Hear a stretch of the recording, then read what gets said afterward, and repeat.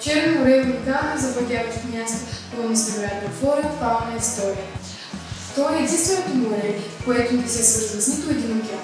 Знаете ли, че то достига до приблизително 400 000 квадратни километра, а дълбочината му достига до 2212 метра. Регионът около Черно море е бил център на цивилизацията. Около крайбрежието му се намират някои от най-старите и известни градове днес. Черно море е разположено между Европа и Азия. То граничи с 6 държави – България, Грузия, Румъния, Русия, Турция и Украйна. Черно море е свързано с Средиземно море чрез протоците Босфора и Дарданелите. Най-голямата река, която се влива в Черно море, е Дунав. Тя е извира от планината Шварцвалд в Германия. Нейната дължина е близо 2860 км. Преди да се влее в морето, близо до град Дуранкова в Румъния. Вълните в Черно море достигат височина от 6 до 7 метра, а дължина от 90 до 100. Дължината на вълните в повечето случаи е от 30 до 50 метра.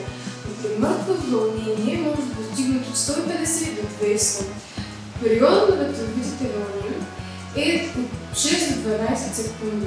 В Черно море са наблюдавани цунамита и сейши. Максималното развитие на вълнението е през есенно-зимния сезон, а минималното през май и юни.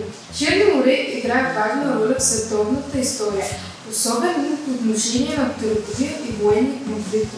Например, през 14 век османските турци използват Черно море като стратегически маршрут за разширяване на своята империя в Европа. Нивата на водите в Черно море са едни и същи поради липсата на приливи и отливи.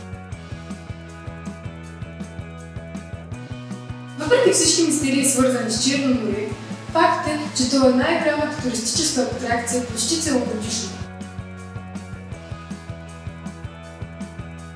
Очаквайте от нас нова информация и любопитни факти за Черно море. До нови срещи!